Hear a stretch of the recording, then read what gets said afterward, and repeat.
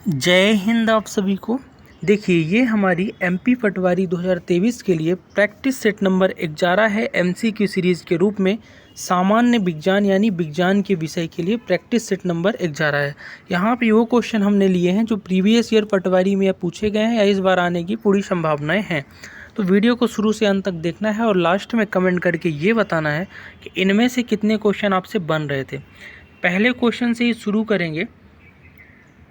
पहला क्वेश्चन आपके सामने है, लिखा हुआ है कि Na2CO3 × 10H2O ये जो है क्या? तो Na2CO3 × 10H2O को बोलते हैं धावन सोडा, यानी कपड़े धोने को सोडा को बोलते हैं, सोडियम बाइकार्बोनेट। ठीक है, तो राइट आंसर हो जाएगा धावन सोडा।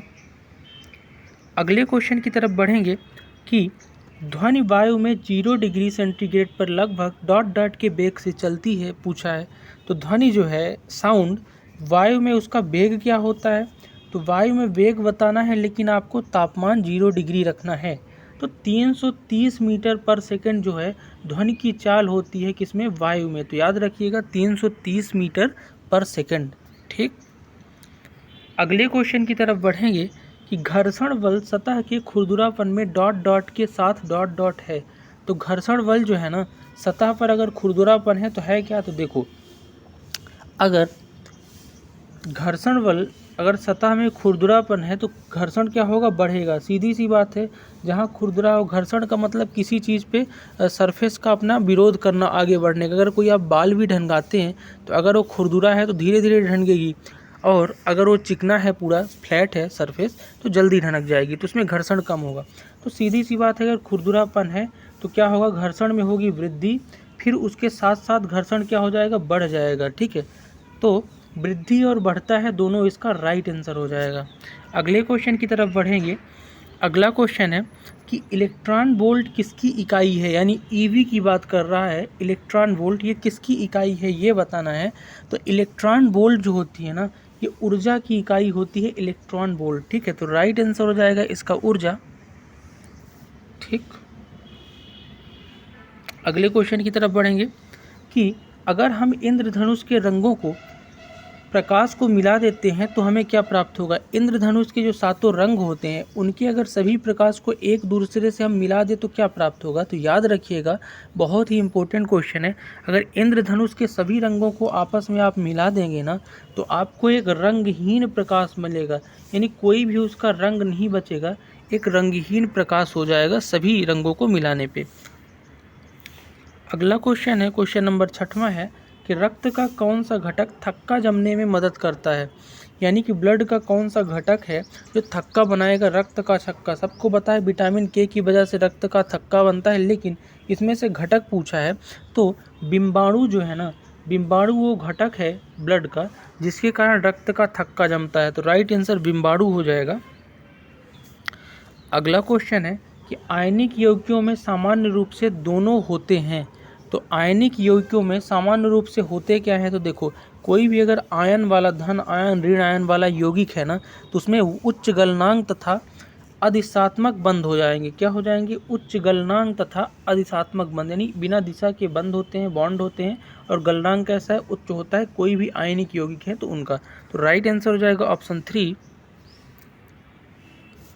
8वां क्वेश्चन देखेंगे कि मानव शरीर की सबसे बड़ी ग्रंथि कौन सी है? तो मानव शरीर की जो सबसे बड़ी ग्लैंड होती है ना, सबको पता है, वो होती है यकृत। यकृत यानी लीवर।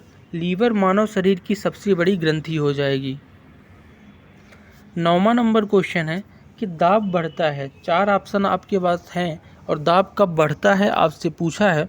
तो याद रखना कि जैसे जैसे आप गहराई को बढ़ाओगे, क्या करोगे? गहराई को बढ़ाओगे, ऐसे वैसे दाब आपका बढ़ेगा, यानी जितना नीचे आप जाते जाओगे ज़मीन के नीचे, उतना ही आपका दाब बढ़ता जाएगा। तो राइट आंसर हो जाएगा कि गहराई बढ़ने के साथ दाब बढ़ता है। बट इसी का उल्टा, अगर आप ऊंचाई बढ़ा दो, क्या बढ़ा दो? पर्वतों वगैरह में चले जाओ, ऊंचाई बढ़ा दो, तो दाब क्या हो जाएगा?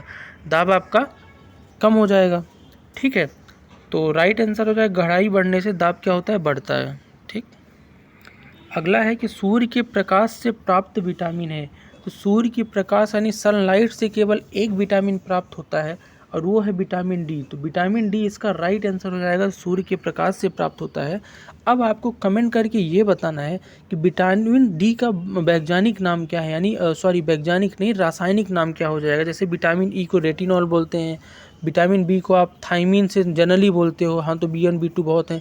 विटामिन सी को स्कैर्विक एसिड बोलते हो, ठीक है। इसी तरह से विटामिन डी को क्या बोलोगे, क्या कैल्सीफेरॉल बोलोगे या टोकोफेरॉल, ये आपको कमेंट करके बताना है, ठीक है। अगला है कि अमीबा किसके माध्यम से जनन करता है। अमीबा जो है एक कोशिकीय जीव होता है जिसमें केवल एक ही कोशिका होती है, और पूछा है कि उसकी प्रजनन यानी जनन की माध्यम कौन सा है, कैसे अपने चीज़ों को बढ़ाता है, अपने कुनबे को। तो अमीबा जो एक कोशिका वाला जीव है वो अपने जनन को जो बढ़ाता है यानी जनन करता है वो द्विअंगी विखंडन के द्वारा करता है, यानी द्विअंगी विखंडन इसका राइट आंसर हो जाएगा। अगला क्वेश्चन देखेंगे, 12वां क्वेश्चन है कि नाशवान रगद पदार्थ की अधिक मात्रा का भंडारण किया जा सकता है। तो नाशवान जो रगद पदार्थ होता है ना, इसकी अधिक मात्रा का अगर आपको भंडारण करना है तो आप शीतागार में कर सकते हैं, जिसको आप कोल्ड स्टोरेज बोलते हो। अगर कोई भी पदार्थ है जो नाशवान है, जल्दी ख़राब होगा, जैसे सब्जियां हैं, फल हैं, तो अनाज है, तो इनको आप क्या करते हो, कोल्ड स्टोरेज में रखवाते हो, जिसी को आप शीतागार बोलते हो। तो राइट आंसर हो जाएगा शीतागार। 13वां क्वेश्चन है कि ये जीके का क्वेश्चन हालांकि यहाँ पे आ गया है लेकिन डिस्कस कर लेते हैं। पेरियार वन्यजीव अभ्यारण्य कहाँ है। तो पेरियार वन्यजीव अभ्यारण्य जो है ना, केरल में स्थित है पेरियार वन्यजीव अभ्यारण्य।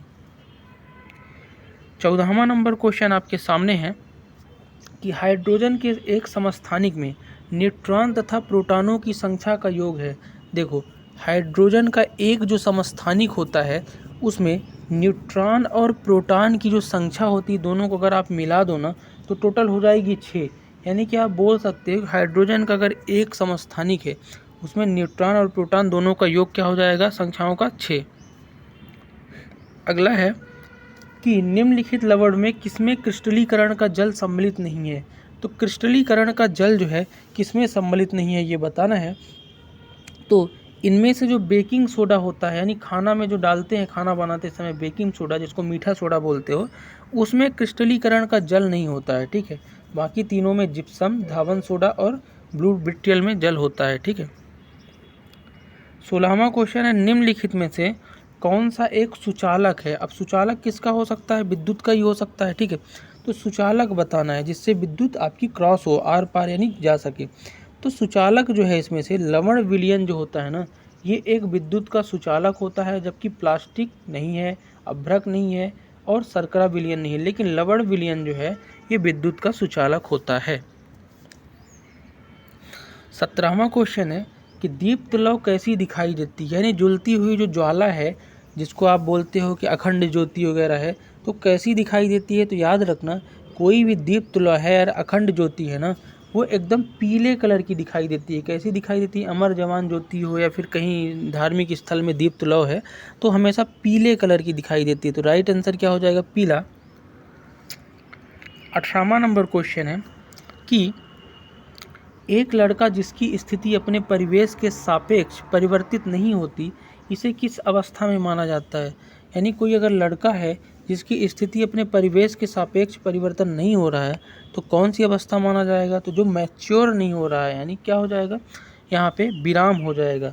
यानी कि अगर कोई लड़का खड़ा है और उसकी स्थिति की परिवेश जो है परिवर्तन ही नहीं हो रहा तो मतलब वो विराम अवस्था में खड़ा है, ठीक है। तो विराम हो जाएगा इसका राइट आंसर। 19वां नंबर क्वेश्चन देखेंगे कि सेंट्रियोल संबंधित है। सेंट्रियोल एक टर्म है, ये किससे संबंधित है ये बताना था। तो कोशिका विभाजन के समय यूज किए जाने वाला एक टर्म है, इसको बोलते हैं सेंट्रियोल। कोशिका विभाजन दो तरीके का होता है, समसूत्री, अर्धसूत्री, और क्या विषम सूत्री भी होता है, कमेंट करके बताना है। समसूत्री और अर्धसूत्री दो तरह के आपके यहाँ पे हैं, ठीक है। और इसके अलावा एक और टर्म है जिसके द्वारा कोशिका विभाजन होता है, अगर पता हो तो कमेंट करके ज़रूर बताना। अगला देखेंगे 20वां क्वेश्चन, जब एक गेंद को ऊपर की ओर फेंका जाता है तो इसकी कुल ऊर्जा क्या होगी। कभी आपने गेंद को ऊपर की ओर फेंका है तो आपको ये चीज़ें पता होनी चाहिए कि होता क्या है कि उसकी कुल ऊर्जा समान ही रहेगी। अगर आप ऊपर की ओर फेंको तब भी गेंद पे लगने वाली जो कुल ऊर्जा है वो समान ही होती है, ठीक है। तो समान रहना इसका राइट आंसर हो जाएगा। तो ये थे आज के टॉप 20 क्वेश्चन। MP पटवारी के प्रैक्टिस सेट नंबर 11 में सामान्य विज्ञान में। ये सेगमेंट आपको कैसा लगा कमेंट करके ज़रूर बताइएगा, और आपके कितने क्वेश्चन इनमें से बन रहे थे वो भी कमेंट करके हो सके तो ज़रूर बताइएगा। मिलते हैं नेक्स्ट वीडियो में अगले सेगमेंट के साथ, तब तक के लिए आप सभी को जय हिंद।